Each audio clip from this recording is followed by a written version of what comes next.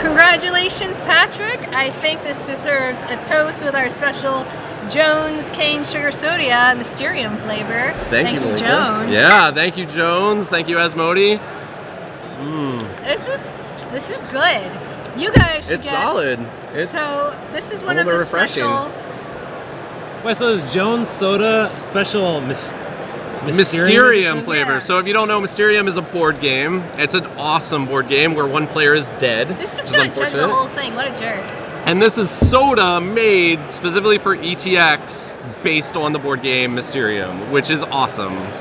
And I think I'm getting some astral visions right now. Oh like my kind goodness. of an aura Sort thing of. going on. Well, I always have that around me. Anyways, Patrick, why don't you tell them about what's happening, where are we, what's going on, and why should people be excited? Sure, so this is Evergreen Tabletop Expo, which is a board gaming convention in Tacoma, which is just about an hour south of Seattle. It was 2 hours for me, but I got lost. You either got lost or hit traffic. Yeah. It's kind of nice in Tacoma because it allows Portland people to also come up. Right. So we kind of get both of those two cities coming together. And I met somebody who came from Canada yesterday. Yes, there's people from Canada, there's people from Oklahoma, there's people from Minneapolis. Holy cow. There are people who flew up from California, well, besides you. Well, thank you.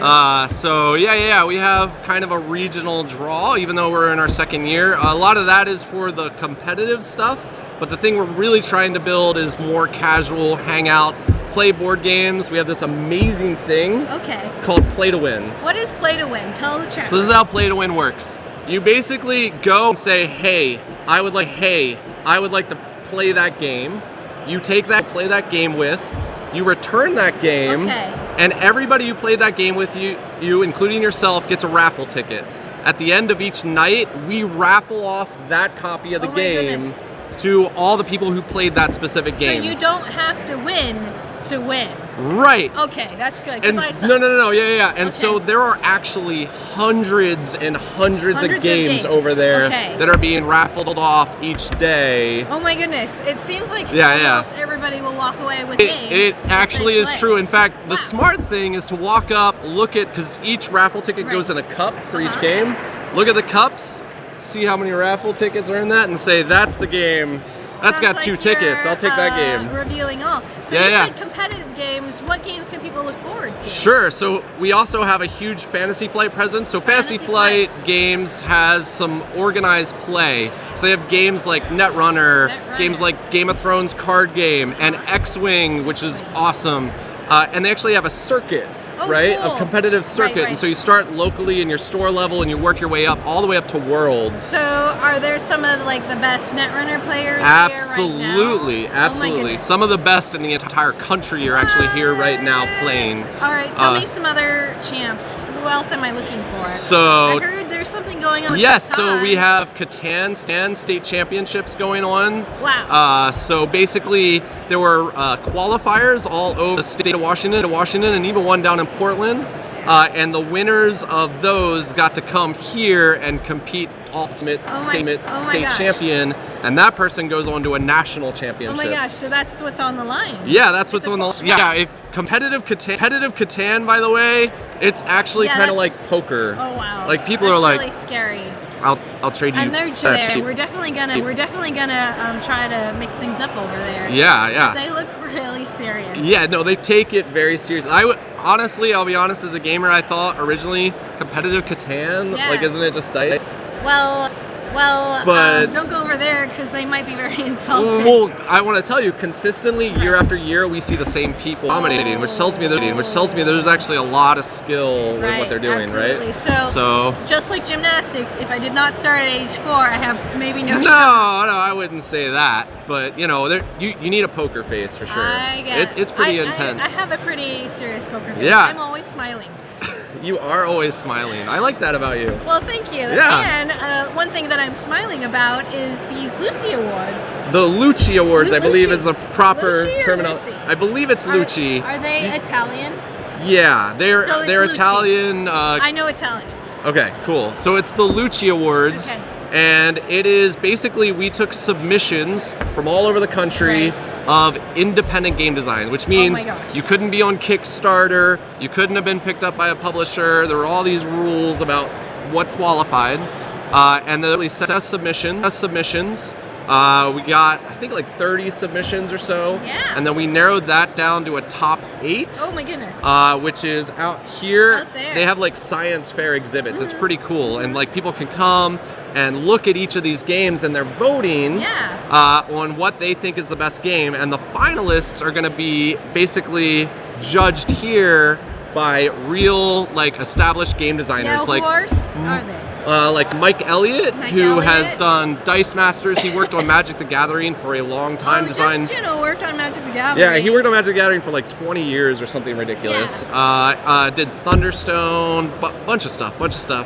And then we have Paul Peterson, who's probably most famous for Smash Up. But I like to say that Paul Peterson is the greatest wingman in all of board game design, because he has a long list of games that he's like the second on the list. He is really good at finding games and like perfecting them.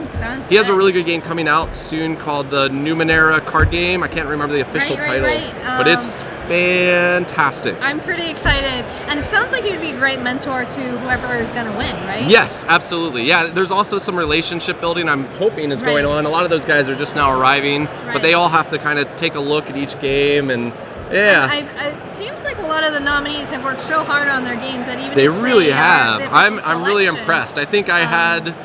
I see a lot of prototype games, and you're going to see on camera soon, a lot of these do not look like prototypes. They look like they're like I really want to go to print.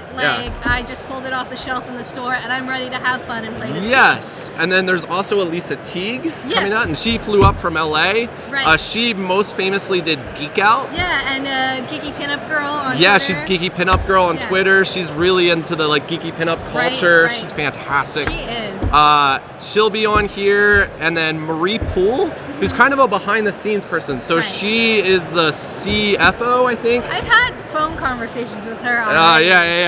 She's the one that's actually in command. So she's Mike Selinker's sister, who like did Betrayal at House. Mike was here yesterday. He has another commitment today, but he was here. He actually had PaizoCon with your other team today. So she's Mike Selinker's sister, and she runs all the operational back end of Lone Shark Games. So she's going to be a fantastic judge to be like, your game is fantastic, but it's also going to cost $120. Yes, so she describes herself as the person who dots all her I's and crosses her T's. That's exactly and she right. She gave me a phone call before anybody from Lone Shark actually showed up, and she's like, "Oh, you guys are cool.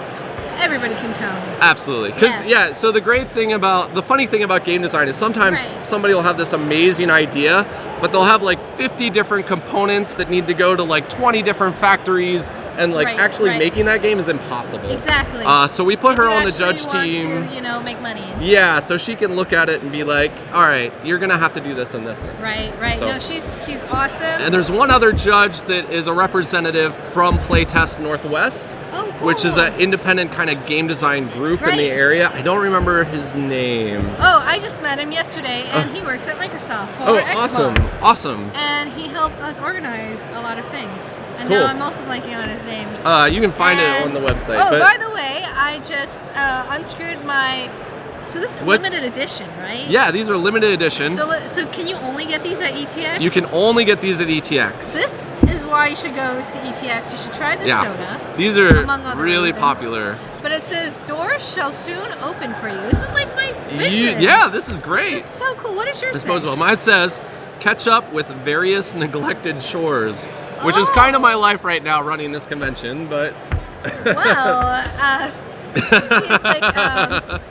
and then we have some goodies here? Yeah, I just wanted to show, we had another reason why you should go to ETX. A variety of levels of passes, and one of the levels of passes was a premium pass, which one of the cool things about the premium pass is we have, for a lot of the scheduled events, we let you build your schedule. Normally we're like, okay, we can fit you in here. Yeah, if you paid the extra for the premium pass, we're like, whatever you want, we'll make it work for you. Oh, cool. And then there was a sweet goodie bag that had a bunch of cool stuff. I love goodies. Some exclusives were Deadfall, which I think just came out maybe today, but if you got it yesterday, it hadn't even hit store shelves yet, which is a game by James Ernest. Oh my goodness, so you get to get this early. We got this early. Yeah, we got this early. And so this game is fantastic. I was actually slightly involved with the idea of this game. So this is a pairs deck. Have you ever heard of pairs that James Ernest also does? But here's why Deadfall is awesome. We have a Jones soda can. Oh, a Jones soda can.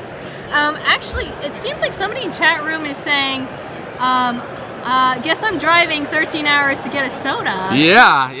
Somebody wants to come from, I think, Northern California. Wow. Yeah, we'll be open tomorrow, so if you can get here by tomorrow, you can get a day pass for sure. So the thing I want to say about Deadfall, it's a game, but also if you're a Magic player, all the cards in here also work as counters, which Magic players need and love to use.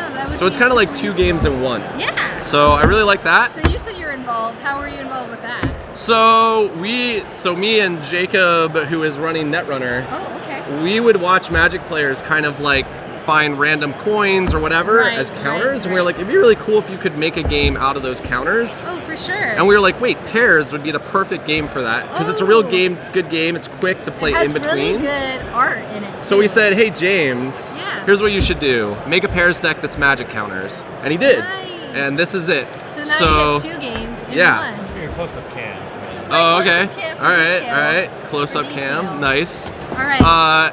And then Atlas Games, I'm friends with those guys. They're out in Minneapolis. They have a really ridiculous game. Okay, tell me about it. It's called Fast and Fatagan. Fast and Fatagan. Yes. Say that. And it is fast. like Fast and the Furious meets Cthulhu. Okay, so how do you play? You actually have like cars that are moving on the cards represent the cars. They're moving on a table. And you have cards in your hand that are like Cthulhu-esque spells that you can cast on each other to screw them up. So it's almost like Mario Kart with cards. Yeah. It's so good. Is this a special ETX van? And this is a special only at ETX, ETX van that you can drive in Fast and Fatagan. Look at that. That is so cool. And that was part of the goodie bag? That was part of the goodie bag. Cool. And then we also had, this is from Paul Peterson and Max Temkin. You might know Max from Cards Against Humanity. Exactly. And Paul Peterson again from Smash Up. They had this crazy idea, I think at Gen Con a year ago, where they were like, I really wish I had a portable table to flip. Well, it depends on your personality. When you get really pissed, you're like, I mean, I'm not going to do it right now, because Joe would kill me, but... You can flip this table. So they actually made a little origami table that was just made out of regular paper. They were taking around Gen Con, and anytime they got mad, they were like, table flip! And then Max, of course, being creative, had this crazy idea.